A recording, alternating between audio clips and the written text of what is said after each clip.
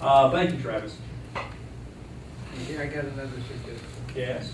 Please thank the audience that you appreciate that they're here. You know, coming from you is better than coming from me.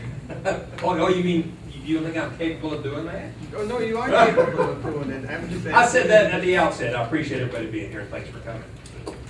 We do appreciate your input and your presence and your concern about what goes on here in Hardee County. Okay, what's next on the agenda? We'll move to the less controversial issues. I had sent you some information related to the IDA, the Florida Rural Broadband Alliance, and Rapid Systems. The information was fairly lengthy and extensive. I'm not certain some of you could open some of the attachments. I will print those copies for you if you need to. I did it because we have so many members of this board that were not here when the Rapid Systems was originally partnered with the IDA, and also when the IDA signed a memorandum of understanding with the Florida Rural Broadband Alliance.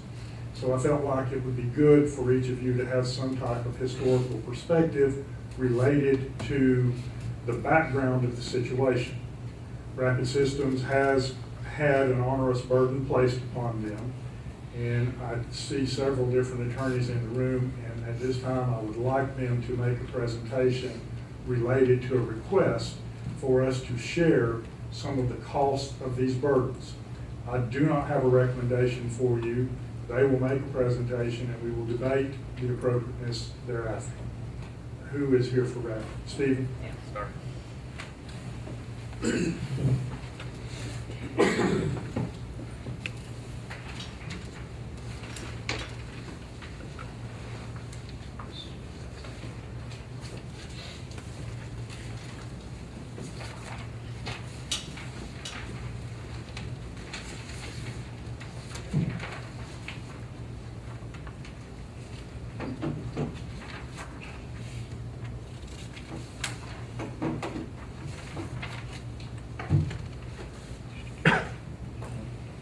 Let me start out by saying that I too wasn't involved in this when it started as well. So I think I'll give you a brief, just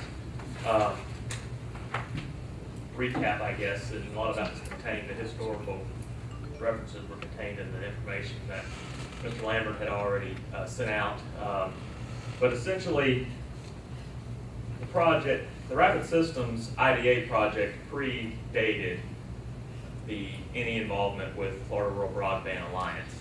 That came online after plans were made and were in motion to develop the Hardee County Broadband Network, which was a project between Rapid Systems, the IDA, and actually the EDA as well participated in the funding of that.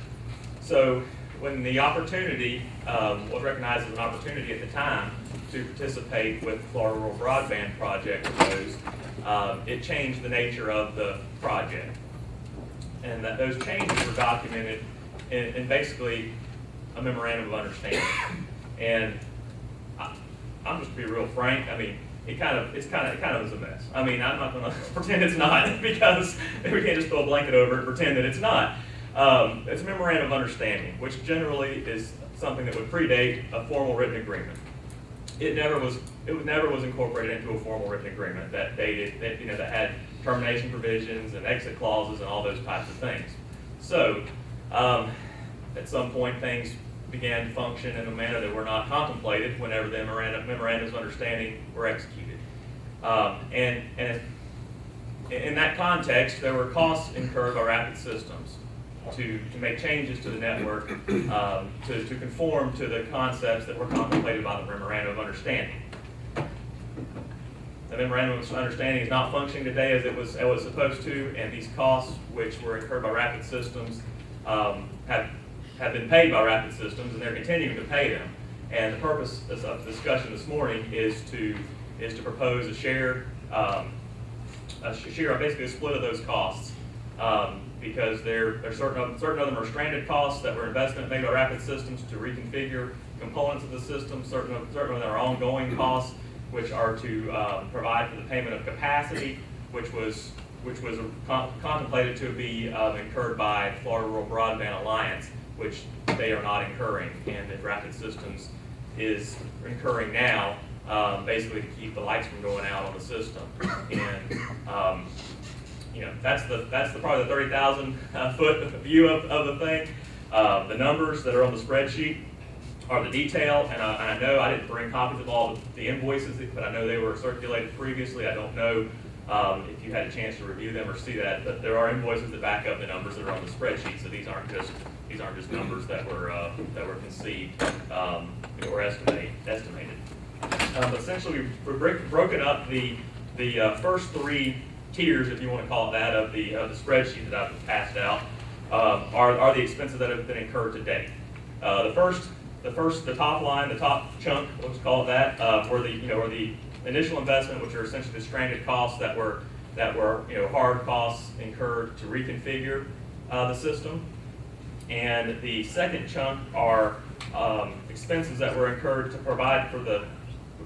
along with the expenses that were at that time being incurred by Florida Rural Broadband Alliance for the bandwidth capacity that was contemplated that they would provide, that FRBA would provide. And then the second line is when Rapid Systems basically took over assumed the entire obligation of providing that bandwidth capacity, because basically FRBA was saying they were going to turn it off, and they told the IDA, we're turning it off, we're not going to provide it anymore, and somebody had to do it, and Rapid Systems did that. So that's the short version, and I don't know how the most efficient way to have this conversation is, but to the extent there's any questions about the actual dollar amounts, I think Dustin probably can address those more thoroughly than I can. I'll go back to just one level. I know this has not been that long since you heard the wrap up, but I guess one of the questions is why are you here now? Why are you asking for this now? And so the simple answer is that it probably would have been helpful to have this discussion in context of the grant wrap up. I understand that, appreciate that, but it's essentially, my client is looking at this as they've continued to make, and not just go, I should have said this when we started, Rapid Systems has enjoyed a great relationship with the IDA. And this is hopefully not adversarial or confrontational. It's we're trying to figure out a solution to a problem that we see as a shared problem. These are expenses that weren't anticipated by either party, that were supposed to be basically assumed by a third party. And that's not happening for a lot of reasons. And Rapid Systems didn't come in here when they got over their $2 million and asked for additional help. They spent the money to build the network out and invested 3 times as much as they had agreed to invest on the front end. And these are expenses that were not anticipated and not to have been incurred by them, and they have been incurring them and continue to incur them, and would just like to discuss a potential way to resolve these expenses going forward so that the project can continue to be operational and successful. So that's probably a good way to stop and let y'all ask questions. Maybe I can provide a little clarification. When we originally conceived of this broadband project, our intention was to utilize microwave point-to-point links. We came in from basically a tower in Riverview, Dustin, and the system was designed with a maximum capacity of 400 megs. And just think of the proportions. I'm not going to get into the technical description of megabits and gigabits, et cetera, but when the opportunity with FRBA came along, it gave us an ability to really increase the validity of the broadband project, because through a separate grant, we were able to have available to us an ILA POP in Alma. Well, the ILA POP gave us an opportunity through FRBA to increase the capacity of our system from 400 megs to over a gig. And those costs in building the system were developed, radios were changed out. It's a whole different source of contentiousness with FRBA. And they had agreed through their memorandum of understanding to provide this larger backbone capacity for our project. And when FRBA decided to not honor their commitment to us because of an apparent disagreement with Rapid Systems over some other issues, and I'm not going to get into that. It has put the burden of keeping the capacity of the ILA POP pretty much totally on Rapid's shoulders. Am I saying this correctly? That's okay. These dollars to them represent somewhere over $250,000. Is that the net of the spreadsheet, or is it, I can't, $254,000, I think. Now, there's at least 3 different components of that billing. There is the pair of fiber that the gigabit of backhaul was to be provided for. In order to have that, it's called a pipe in colloquial language. The pipe costs $6,700 a month, roughly, give or take a few dollars. But the pipe is really no good without something in it, water, electricity, whatever you want to call it. In order to do that, you have to have service from level 3 and a redundant backup from Cogent. All of those numbers together total somewhere in the neighborhood of $13,000, I'm doing this from memory, dollars, 437.61, I believe is the number for those.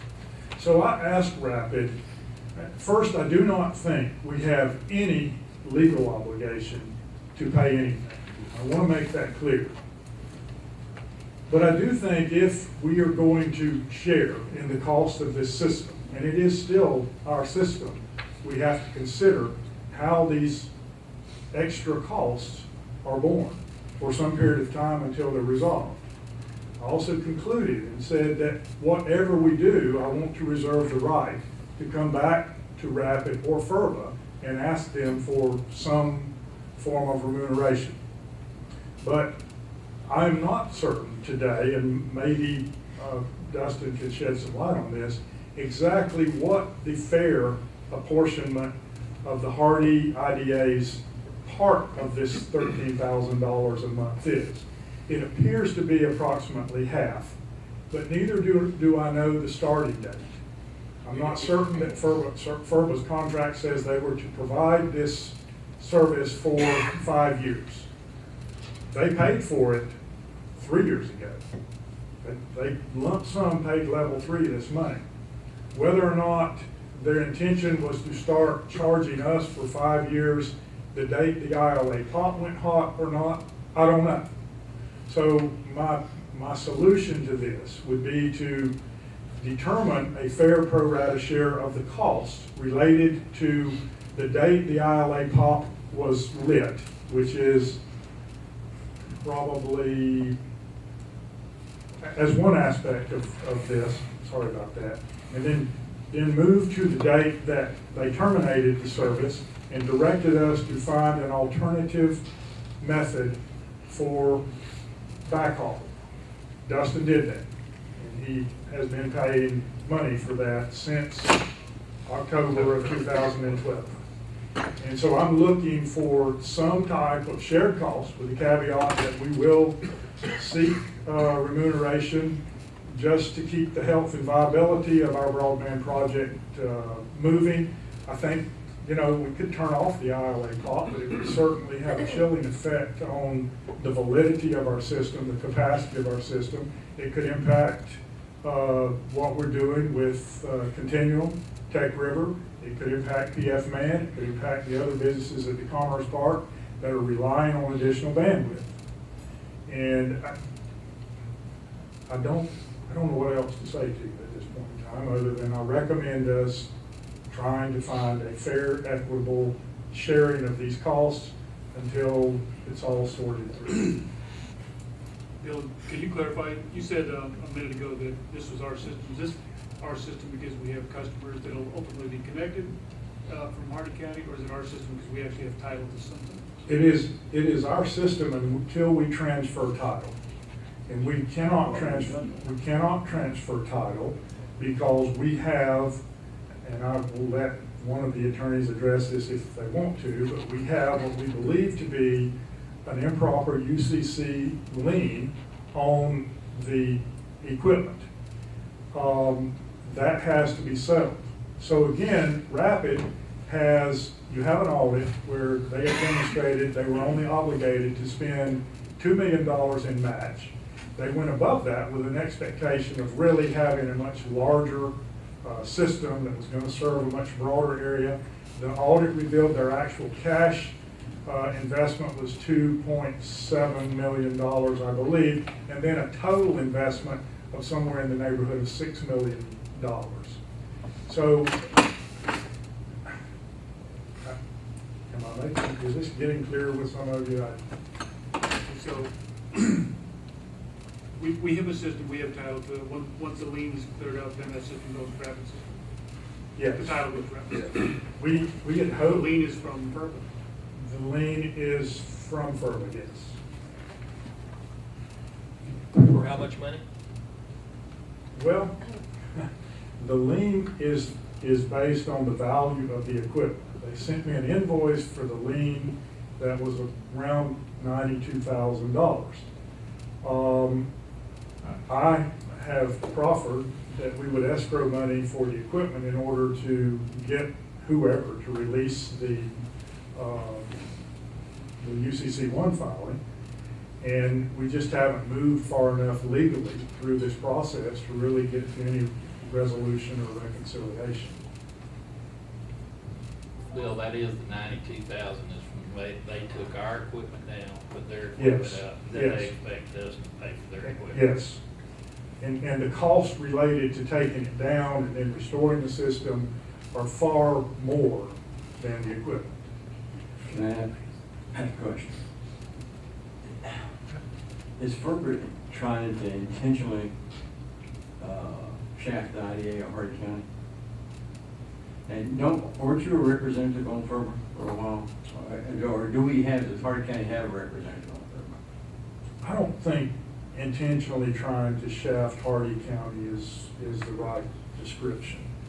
But there is a competitiveness of FERPA related to Hardy County. It has existed from day one. We were ahead of the RACIC's decision to build a broadband project. We could not stop our project. Their broadband project, as I have repeatedly said, is a middle mile project. I do not think it does what ours does.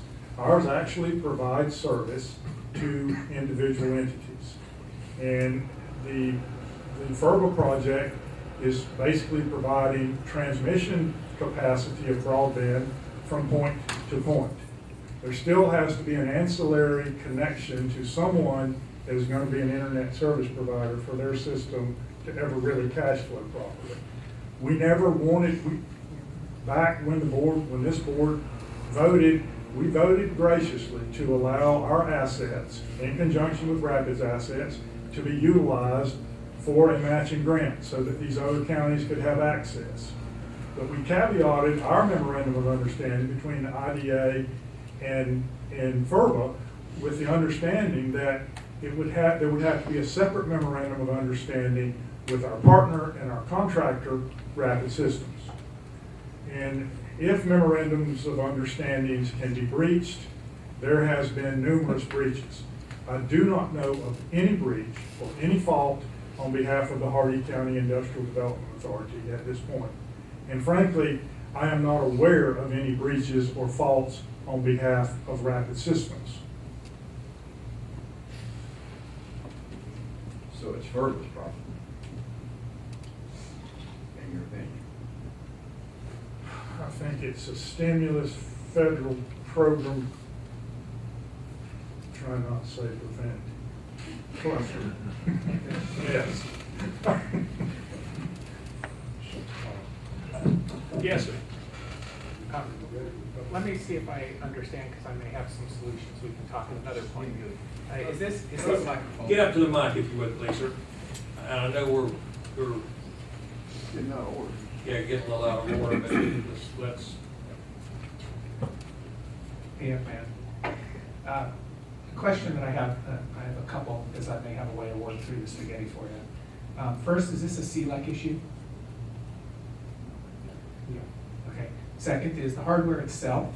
Is this because I haven't seen the spreadsheet, is it an ownership of hardware that's the problem? And if it is a hardware ownership, does it necessarily have to be owned by the entity that's out there? Could a private entity purchase that equipment and then somehow work it backwards? Well, it does, it is, we jointly developed this project, the Industrial Development Authority, with a partner grant recipient, Rapid Systems, who is here today. Rapid has done everything they were supposed to do. But when the federal government got involved with these groups of rural area of critical economic concern counties, we allowed our investment was valued at around $4 million. It was used as a grant match to satisfy the federal government so that they could get the award. That and the fact that our project was being built qualified them to be a grant recipient because it qualified them as being shovel ready. There would not have been a FERBA grant initially had Hardee County not given its grant match and the fact that we were shovel ready and being constructed. We don't object to that, never have. But what has happened is we took a broadband system that we had originally designed for a rural community with a bandwidth capacity of 400 megs back in 2010. As you know, bandwidth necessities have exploded. We found a way to expand our bandwidth. We opened an ILA POP that has a direct fiber connection to the fiber transmission system in the state and have tied it into our entire network system.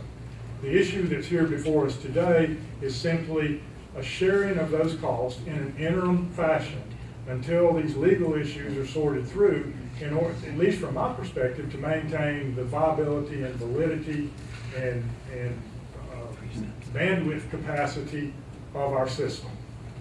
And that's the 92,000 that's outstanding? So, pardon? And that's the 92,000? 92,000 is part of the federal government's equipment that was used to escalate our capacity in our system through FERBA from 400 megs to a gig. The 1 gig.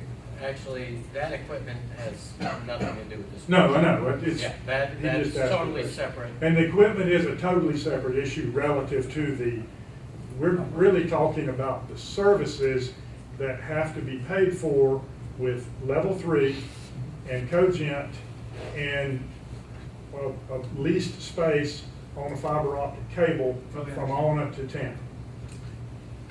And we can talk later. Yes. Thank you.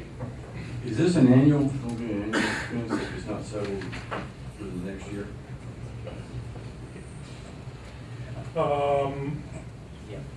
It is an ongoing expense that will be incurred by Rapid. And of course, you have, what do you have today, 2,700 customers roughly in Hardee County?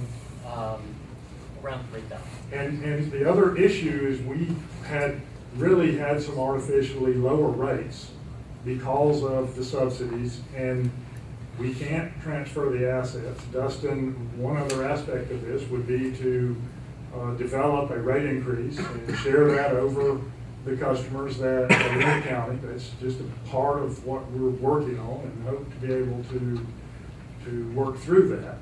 I don't know what else to say.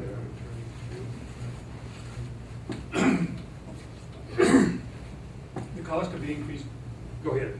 the cost of the increased bandwidth, that's a cost that's going to exist from here on out, unless we get rid of the increased bandwidth, correct? That's So all water going back costs, to- the increased bandwidth. Yes. Yes, but again, you have to go back and understand the importance of having the ILA POP available in this rural community. And it's really of no use to us So- without the extra bandwidth. Just to clarify, Rapid System doesn't need the extra bandwidth, but the IDA would like it to help entice customers? That's probably, if there is a non-benevolent justification for doing this, that is a credible justification. Yes, sir. Yes, he didn't identify who the original signers were to the MOU. Marcus Shackelford signed on behalf of the Hardee County Industrial Development Authority. Johnny Eubanks signed on behalf of Florida Rural Broadband Alliance. Justin German, I believe, signed on behalf of Rapid Systems, and probably Johnny Eubanks signed on behalf of Florida Rural Broadband Alliance. And they represented a coalition of 15 counties. I did not include those because they're posted on our website, both of those memorandums of understanding. You have anything else, Stephen? I don't have anything else I've got to say, I mean, other than answering questions. I guess the simplest way to think about it is, if somebody comes along and says, we want to add on to your house, or we want to build something bigger, to do something better, and we'll pay the power bill for it, going forward. You say, that sounds like a good deal, and then they decide they don't need it anymore, and they quit paying their part of the power bill. I mean, I don't know, or water bill, or whatever it is. I mean, that's sort of the situation we're in, to kind of make it real simple, but. I've got something to say. Wait, Mike, were you want to say something first? I think it's important at this point, what are we talking about here? The numbers we have on the sheet are, we've got cost up to August 13, a total cost of $255,756, and then remaining expense from September 13 through August 16 of $254,293, and it's split. What's the number? What's the number? What are you talking about? Well, the number for the to-date expense, total number is $255,750. You got two boxes here, their summary. You got the top center basically, which is up till today, which is the total cost incurred is $255,756.65. Half of which would be $127,878.33. The remaining cost for the next 37 months to maintain its 5-year contract. There's a 5-year contract that Rapid Systems assumed, because a 5-year contract was in place before. So the remaining costs to basically fulfill the obligation under that contract are coincidentally about the same numbers, $254, $293.60, and split $127, $146.80. So we're looking for a total of about $254, $255. For the whole thing for the next 30, to go through the next 37 months, and unless, and that's where Bill mentioned if there's a resolution with the overall, with the other issues that could provide the resolution of this issue, that potentially would be mitigated, but that is working its way through the court system, and there's really not much I can say about that, or even say what expectations would be. So, if you recall, FERBA had sent an invoice to us for that service for the amount of $720,000, I believe.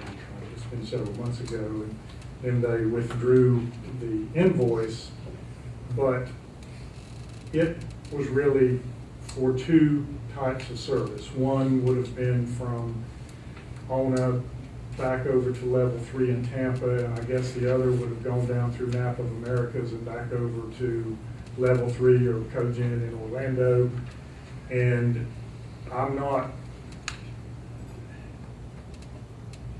my position has been that we can only pay those costs that are readily identifiable relative to our pro-rational share of this cost they've picked up. I feel like, from what I have seen so far, that it is somewhere in the neighborhood of $6,000 to $7,000 a month.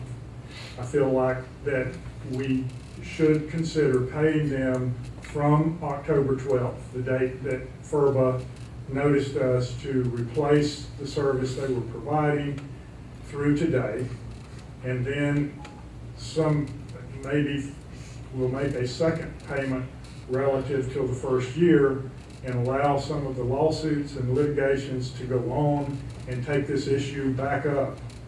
I want to be certain that we can absolutely justify any shared costs that we have in this matter. And even if we can produce invoices, we need to have some way to understand the value of, or not the value, the level of an invoice that may be for Rapid's entire system. I want to know how much of that is attributable to bandwidth consumption for Hardee County or bandwidth allocatable to the ILA pot.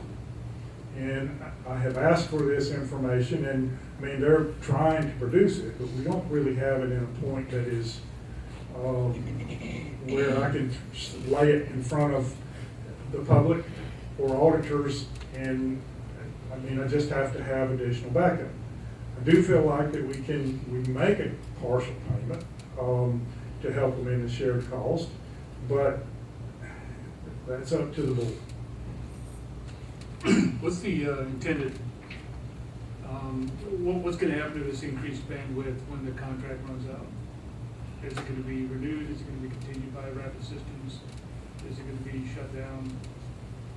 If I understand it correctly, there was a 5-year agreement for increased bandwidth, and that's what we're talking about, really. Well, hopefully the customer base will grow and the cash flow performance of Rapid will grow accordingly so that they can justify the bandwidth. They may be able to negotiate purchasing less bandwidth from level 3 and not, basically, as I understand it, they had to take over. You want to explain this part, Dustin, relative to the level 3 billing? I think that might be helpful at this point. Absolutely. Where do you want to start? Well, just try to speak specifically to level 3 and their billing and these $13,000 a month charges relative to the fiber and cogent backup, et cetera. Well, as previously stated, in October of 2011, we had to take over for the capacity at the Ona ILA. So when we originally started the project, we were bringing capacity in from Riverview, Florida, over microwave link. We actually had contracted with Motorola and Cambium at the time to develop some new technology to enhance that link from Riverview, Florida to Hardee County. And actually one of the longest public safety links on record that would have been recorded, and everybody was fairly excited about that. That would have alleviated these costs when FERBA shut down. That license for that link for a path, a highway between Tampa and Hardee County, was misfiled in FERBA's name, and they made quite the stink of it and never returned that link to Rapid Systems, an FCC license. They actually caused quite a ruckus over at the FCC about that, which the FCC, I believe, has judged on our side of it that that was a clerical error that happened. So when FERBA said, hey, on October 8th or 12th, you better get other access, we went into action because we were using more than the 400 megabits that had originally set up because this fiber was available. We were using the fiber and our existing microwave link. So we had to take over that fiber pop there. Now, to answer the question, 5 years from now, when that, and the minimum amount of time Rapid could take that fiber for was a 5-year contract from level 3. Anything else, just the cost of that pipe, which I believe we're paying around $5,000 or $6,000 just for the empty pipe, not the water.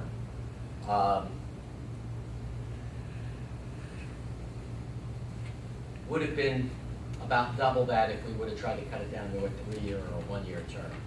You know, the longer the term, the better the price level 3 is willing to give us. So the only way to get it to a reasonable price was to reschedule for 5 years. We didn't have the license back from FERBA. It's unfortunately, even though they're not using it, they refused to let the license go. So we have to wait for it to naturally expire from the FCC. So to answer your question, at the end of the 5 years, would we use this other technology that we should have developed? We should have had press releases a year ago for. We should be on that technology and not this technology. We'll probably get there. We may still continue to use the ILA POP. We have options. We just didn't have an option at the time when somebody says, you got less than 30 days, and if we thought they were bluffing and we were wrong, you know, internet would suddenly stop, and we weren't going to allow that to happen. So will it continue forward? Microwave would be a much more economical way to bring it forward, but we have to finish out our 5-year contract with Level 3. And taking it over. Does that answer? Donald, you got a question? Yeah, I'm gonna give you my opinion of what's going on here after Bill's give his opinion. I think what's happening here is that we're actually reimbursing Rapid Systems for the attorney's fees. For this suit that's going on. And I don't, about 2 months ago, this board decided that we didn't have a dog in this fight. And we should not be funding Rapid Systems lawsuit against anybody. What we need to keep in mind is that if you're a member of FERBA, you're also a member of Freddie, which Hardy County is a member of Freddie. So in fact, they're suing Hardy County. And they're suing a sitting commissioner that this commission has put on the Freddie board to serve as the FERBA person for Hardy County. So that's a problem for me. Because I think this is what it's all about. Is that we're paying the attorney's fees for this lawsuit. Okay? Because they can't pay that and keep the pot going too. So I thought Rapid System was doing well financially. I love their service. It's great. But I just can't see paying attorney's fees for a suit against Hardy County and a commissioner. I just can't see that. And I think that's what this is all about. We cannot keep subsidizing these companies that come in here. We just can't do this for the rest of our life. And that's just my opinion.